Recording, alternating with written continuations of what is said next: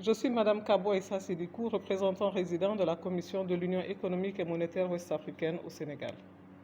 Comme vous le savez, depuis le mois de mars 2020, les pays de l'Union économique et monétaire ouest-africaine sont également touchés par la pandémie à Covid-19.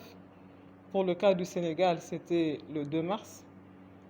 Et les pays ont tous pris de manière assez urgente des plans de riposte pour accompagner les populations les plus vulnérables et aussi pour limiter les effets non seulement de transmission de la maladie, mais aussi d'impact négatif sur l'économie en général. Les chefs d'État et de gouvernement de l'Union ont, depuis le mois d'avril 2020, pris des décisions importantes aussi en élaborant un plan de riposte global, plan de riposte qui leur permet donc de contribuer aux plans nationaux qui ont été élaborés. Il s'agit, dans un premier temps, de limiter la propagation de la maladie. Il s'agit ensuite d'accompagner les populations les plus vulnérables. Il s'agit aussi de limiter l'impact de la crise sur les économies, notamment sur les secteurs les plus touchés.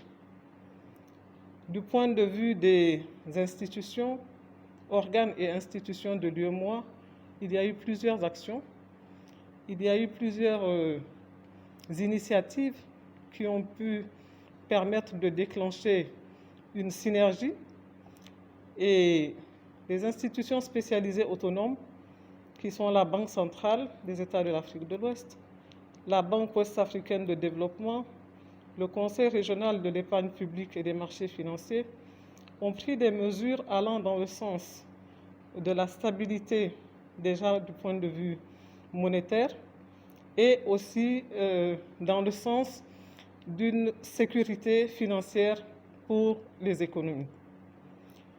Au niveau de la Commission, il y a, je dirais, 3 actions principales qui ont été menées.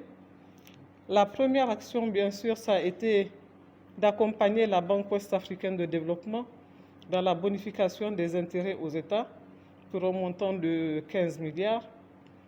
Ensuite, il y a eu l'accompagnement des États dans la mise en œuvre des plans de riposte. Donc, il est important de signaler que la suspension du pacte de convergence, de stabilité, de croissance et de solidarité décidé par les plus hautes instances de l'Union permet donc de donner une plus grande liberté de manœuvre aux États dans le cadre de la lutte contre la Covid-19.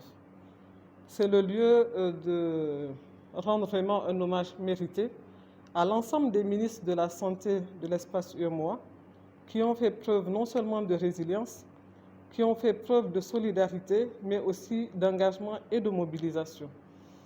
Donc c'est cet engagement qui a permis donc à l'ensemble de la sous-région de mettre en œuvre les plans de riposte et surtout de fédérer tous les départements ministériels autour de ces plans de riposte-là pour déclencher une synergie d'ensemble. Avec la mise à disposition de masques, et c'est la cérémonie qui vient de se dérouler aujourd'hui au Sénégal, avec la remise des masques et aussi d'un chèque symbolique à l'État du Sénégal, un chèque symbolique de 500 millions à titre d'appui pour l'achat des équipements.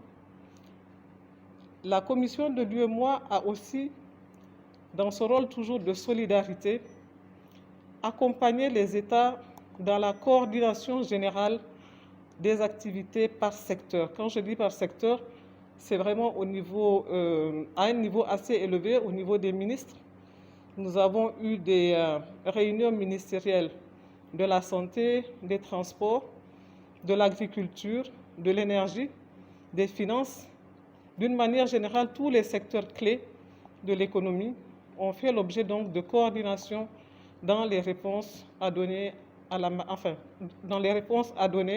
aux conséquences, aux impacts de la Covid-19 sur les économies et sur les populations d'une manière générale.